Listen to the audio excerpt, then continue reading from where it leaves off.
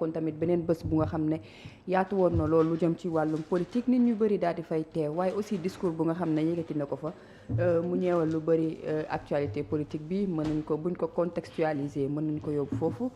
nga dikkaat ci boobu les rencontres ata ñu yaatal ci discours yi. waaw xam nga sànq damay commencé ma lay ruubi ma naan la maa ngi nuyu waa Diamniadio ak waa Touba. parce que boo gisee Diamniadio bi boo ko xoolee bu baax dafa nekkoon aussi moment boo xam ne nii lu bare aussi des ko mën a retenir par rapport ak lu jëm ci wàllum Diamniadio bi parce que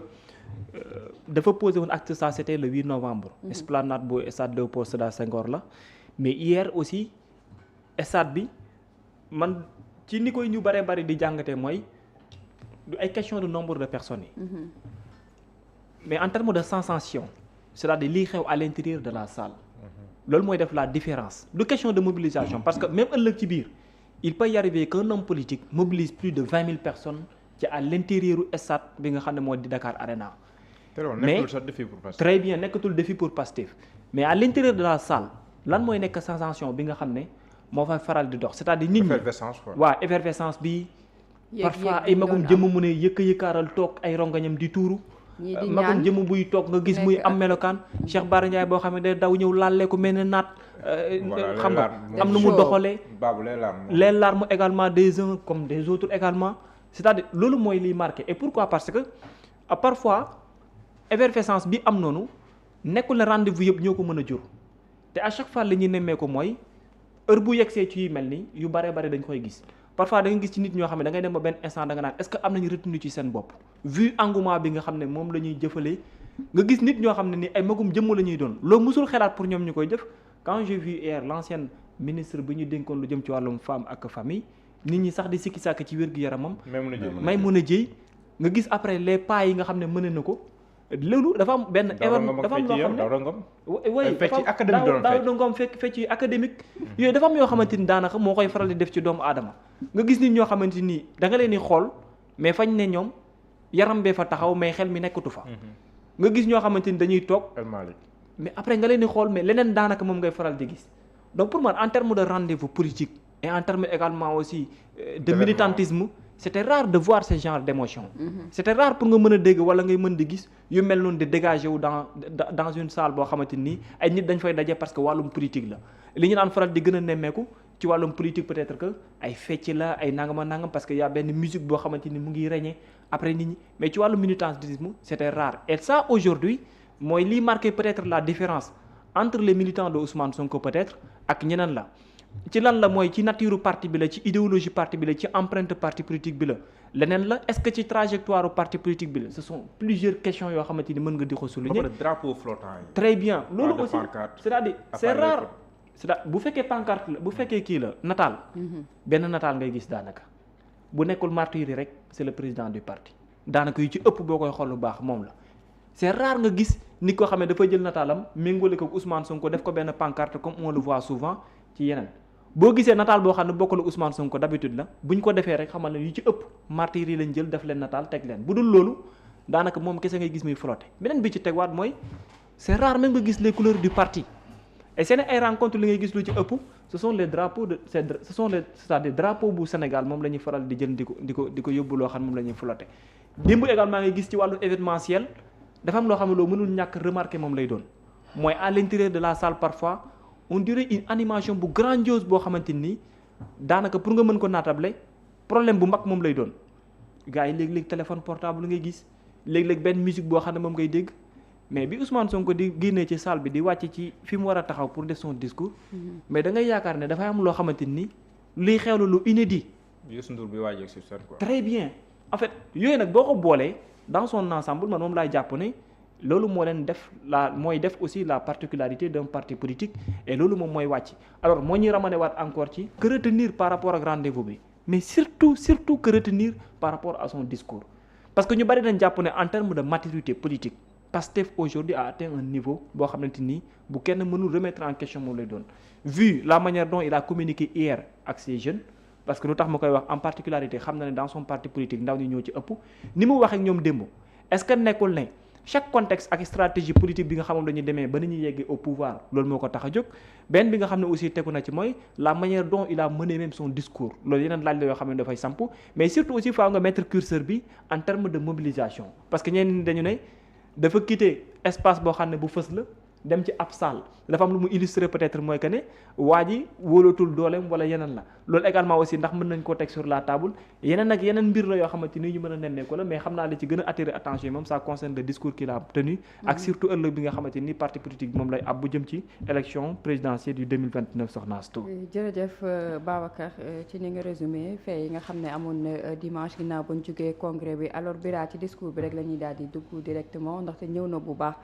ci situation réew mi dikk ci crise institutionnelle bu nga xam ne ñu ci bëri ñu ngi koy junj mu leeral bu baax ne que crise institutionnelle amul waaye tamit ci élection locale yi ñu jëm moom jàpp na ni daal kenn du ko def li nga xam ne moo di report. waaw mu mel ni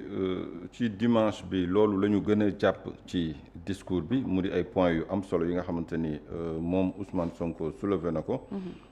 pour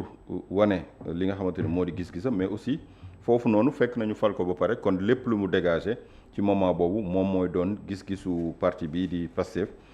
puisque il parle au nom du parti PASTEF mu nekk kon comme ni nga ko waxee léegi ay points yu am solo. taxu koo bëri sax mais nekk na points yu am solo mais lu ñu ci mën a jàpp daal mooy nañ jàpp ni man si sama gis-gis bu gàtt PASTEF ak Diomaye c'est une page tournée Pastef ak Diomaye la page elle est tournée et que voilà jeex na quoi jeex na ça veut dire quoi mooy seen ànd moom doonatul loo xamante ni mën a tina nekk. mu nekk lu am solo. moo tax bokk na ci lu mu wax ne maintenant les positions sont claires et chacun dans son camp. am na solo parce que Pastef ak Diomaye yoon yi bokkatul mel na ni kon dafa nekk ay ñaari voies yu parallèles te nee nañ ay deux lignes parallèles se rencontrent pas. Une ligne, deux lignes parallèles toute droite qui passe par l'un passe par l'autre. loolu la ñuy wax ci ligne parallèle. donc mu nekk li nga xamante ni kon ay nit ñoo mën a ñëw jaar fii ba pare jaar fee ñu ñukkee leen fii jëlee leen fële mais ñaari yoon yi moom ku nekk na nga ko assumer te je pense que dafa jaadu ku nekk ce choix mën nga ko jël en toute indépendance mais ce choix da nga ko war a assumer clairement lu la ci fekk ëllëg nga xam ni ce choix la te man je pense que président de la République ni ma ko gisee nii nekkoon membre Pastef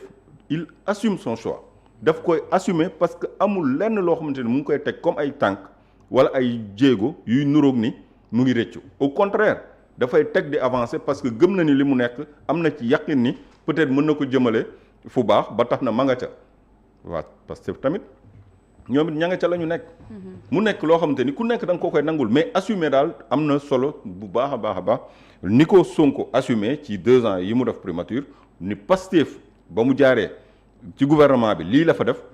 di te loolu kenn mënu leen ko weddil ndax le plan de redressement économique social lépp lu ñuy dérouler à moins que ñu changer ko mais lu ñuy dérouler économiquement mu ngi reposer wu ci presse boobu nga xamante ni ñoom ñoo ko teg muy seen programme te boobu ba léegi gis nañ ni li amagum yépp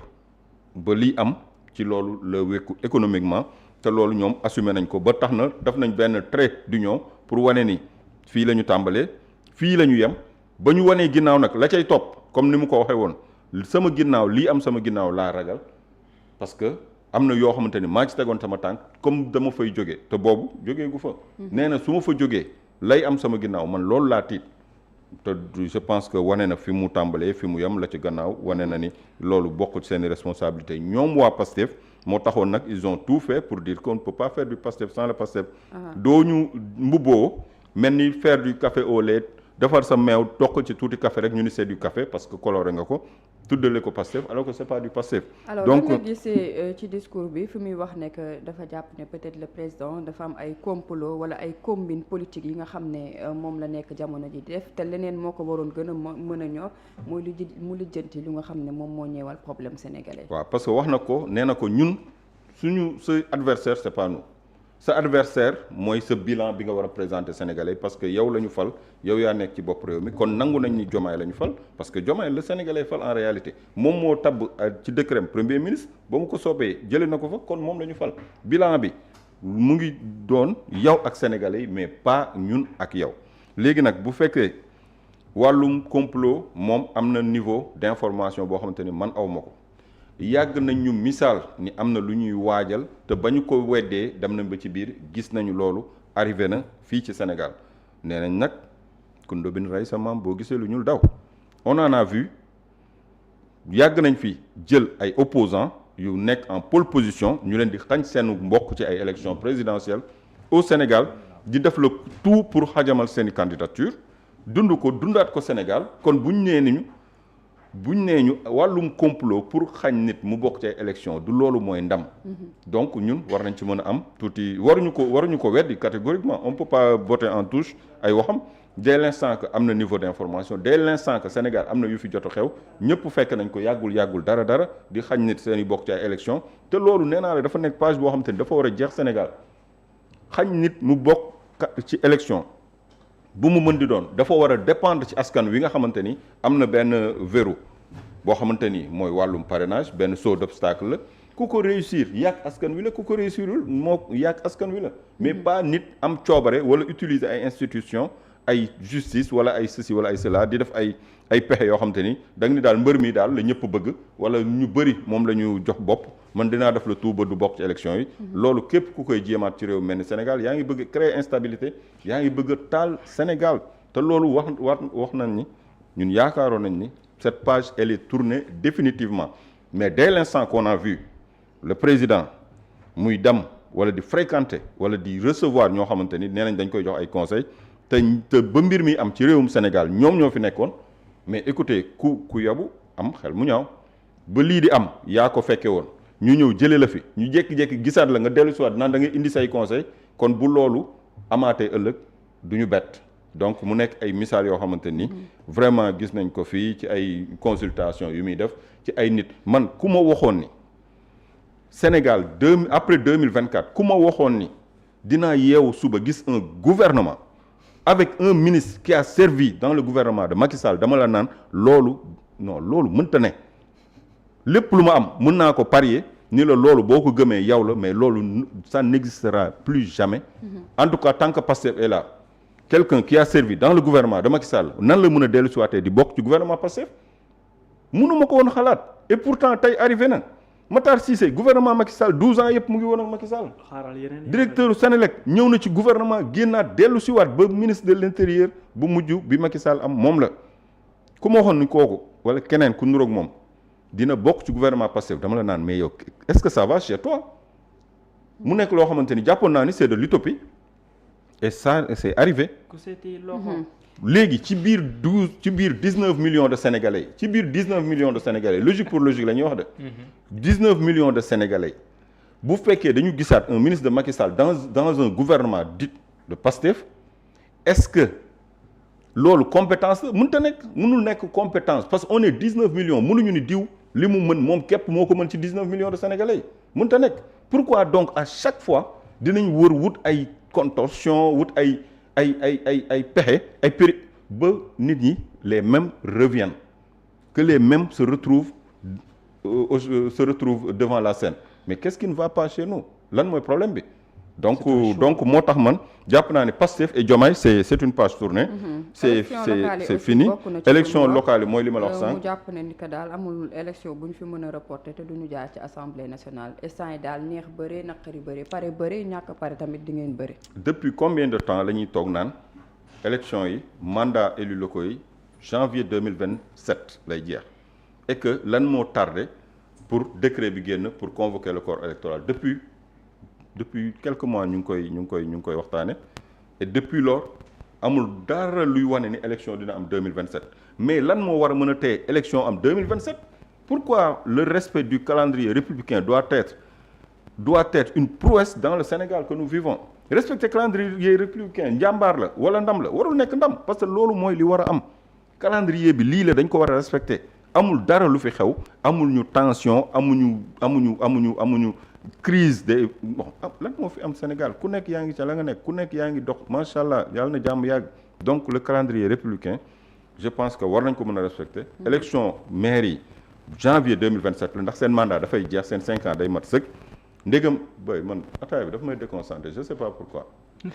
TSM bi ñoom. da ngaa bëgg ataaya. non TSM bi nuróo naag lu neex en quelque sorte. temps yii moom laay cons. waaw nuróo naag lu neex parce que man heure bu may wax su ma gisee TSM rek. je si ñëw si matinal Pape Sall indil ñu ko ñu cons ko. mais day am lu mu àndal parce que ataaya te lekkoo dara day doy waar de. non da la indil meew après mu indil la ay croissant. non foog nga lekk bala nga naan ataaya. yaa ngi fu neex de. yaa ngi fu neex demal comme ni ataaya bi neexee demal. def déconcentré na ma. non ay puisque doo ma delloo si ci curseur bi. léegi je disais tout simplement que élection 2027. amul dara lu ko war a mën a empêcher. ci Sénégal pour mu am. puisque le calendrier républicain dafa nekk loo xamante ni dañ ko war a respecter parce que li la fal askan wi la te dañ la fal ci ab diir pour nga am sa légitimité amul benn prox ndoll wala benn stratégie bu nit war a mën a def bay toogaat ci fa nga xamante ni dañ ko fal te mandaam jeex na léegi nag bëre ni man daal tant que parewu ma duñu sëgg bëre loolu du règle démocratique du fair play bëre moom noppi nga nepp bi woo waxtu bi jot na arbitre bu sifflé da ngay bëre mu neex la mu naqari la mais man jekkuma rek jekkooguma maa ngi samay waajtaay tant que parewu ma kenn du ma bëre loolu fan la am il faut savoir une chose ragal moi je pense que yëpp yàlla la mais ragal aussi wane na ni yow matoo li ñu lay doyee bu fekkee da nga wóolu sa bopp